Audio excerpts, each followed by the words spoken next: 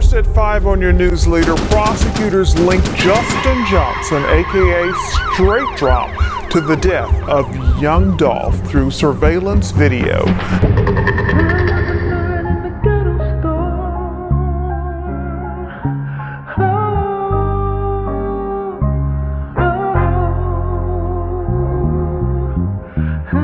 On today's episode of It's A-Rap, we will be exposing the sinister events that led to Justin Johnson sealing his and many others' fate.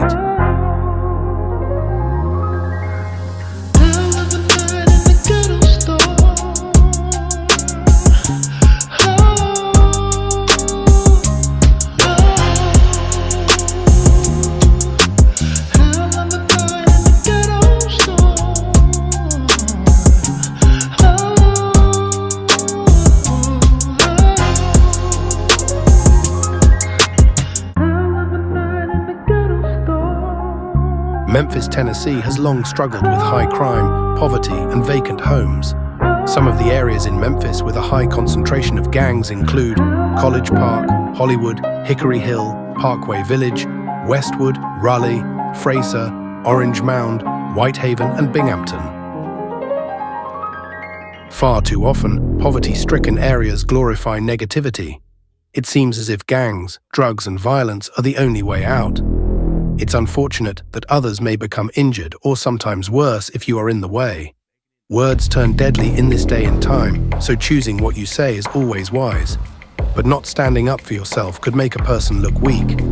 And coming from a tough area like South Memphis, being weak is not an option. Justin Johnson, aka Straight Drop, ruined his life for a chance to make it out of poverty. His background was similar to a ticking time bomb waiting to explode. Born in 1999, Straight Drop would start his adolescence off in and out of jail. In 2017, at just 18 years old, he would end up getting into a fight at a local bowling alley. All-Star Lanes. This fight ended when Drop went to get an assault rifle and shot into a crowd, injuring multiple people.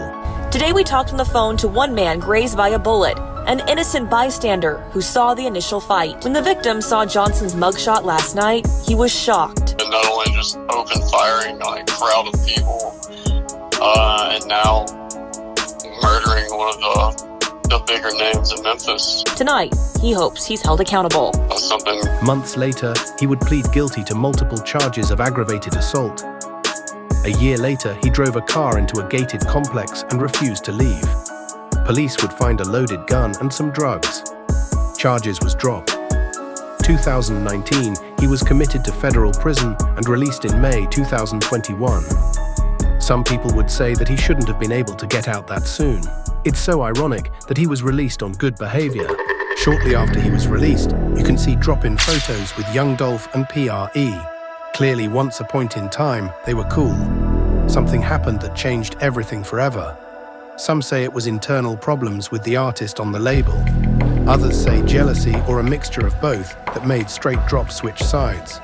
CMG was PRE rivals, and that's who Drop fled to.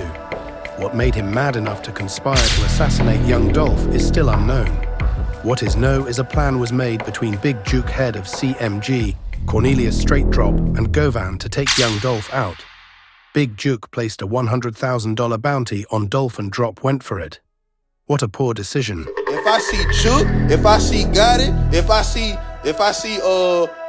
Migo, or if I see Youngster, I'ma get on that ass. This shit ain't got nothing to do with nobody else, bro. I said if I see them folk, because these folk had something to do with it, bro. These folk, nigga don't know that Juke put a hit out, bro. Nigga don't know this shit. You know what I'm saying? But nah, fuck all that, bro. I need to say that. Niggas ain't gonna say that. Nigga ain't gonna tell the truth, bro. Nigga ain't say, man, hey, bro, how you gonna feel if a nigga told you, hey, man, look, bro. Like, you put a 40,000 hit on you, bro. Like. At this point, Drop is 23 and had been in and out of prison since 18. What a waste of life. So the plan was set in place. First, they need a stolen car. Straight Drop and Cornelius would end up trading their car for the infamous white Mercedes that was stolen from a lady who was left stranded. Now it's time to set up the hit. Their initial plan was to shoot any of PRE artists at their annual turkey giveaway. I just like doing it, you know what I'm saying? Like putting smiles on people's faces, you know what I mean? Like Thanksgiving for everybody, Christmas for the kids, you know what I'm saying? Like, God been good to me and my team, you know what I'm saying? So like, when I get out the road, when I come to Memphis, I just like come to the hood, you know what I'm saying? Put smiles on people's faces, whether it's food for the kids, whether it's shoes, food for the kids, shoes for the kids, whatever it is, you know what I'm saying? This is the most senseless thing I ever heard. One group is trying to help the community, while on the other hand, the other group is terrorizing the community. As fate would have it, they would just so happen to spot young Dolph in his custom camouflage Corvette. Plans changed instantly. Driven by greed and high off drugs, they decided to get Dolph while they had a chance. They would follow Dolph until he arrived at the cookie shop. Dolph would park and walk into the shop, not know that moments later he would be met by two low-life men armed with assault rifles, ready to collect a bounty that was placed on his head. We see Dolph on the phone in the surveillance video, pacing around, looking out the window. Then soon as he turns around, two men rush the cookie shop with heavy artillery. Boom, and just like that, a legend is gone. Dolph's brother tried his best by shooting back, hitting them, but they ended up getting away. Straight Drop would end up dropping off the getaway car off at a house he shot a video at. He went on the run for a while. Stephanie Gregg, tonight Johnson is considered armed and dangerous. Law enforcement is offering up to a $15,000 reward with information leading to his arrest. The car was recovered and the police were able to pull fingerprints and a cell phone out of the glove box that would link to Cornelius. Music videos and pictures would reveal that he had on a PRE chain, Future giving himself away. Man once named as a person of interest in young Dolph's murder has now also been killed. Family members confirmed Joshua Taylor was found shot and killed at Orange Mound yesterday afternoon, leaving that community on edge as they worry Who might be next? Big Jook would later be unalived as well. It's almost as if he put the bounty on his own head. Jook, who was the older brother of well-known rapper Yo Gotti, was killed earlier this year outside a Hickory Hill nightclub. WRG's Shay Arthur has been in the courtroom all day. She just stepped out with new details, and Shay, it kind of sounds like a dramatic day of testimony. Greg, Stephanie, that's right. Some big, huge accusations made by prosecutors today. Beyond their explosive, really opening statements here with those accusations against Big Jook. We also heard from 4 witnesses, and the one currently testifying right now is the medical examiner. But really, that bombshell testimony just came about an hour ago from another man accused in that shooting, Cornelius Smith. He, again, was the other person accused of pulling the trigger there outside of Makita's Cookies. He testified that he killed the rapper on his daughter's birthday and planned to use that money for her party. As we've talked about extensively here, this is a high-profile case, a lot of attention. Many lives were lost behind this senseless crime. This definitely was not worth it. We have to start thinking before we make these dumb decisions. Long live Dolph, a great life was taken. Everyone ended up snitching on Straight Drop, and he was found guilty of this crime. He will spend the rest of his life in prison for his actions.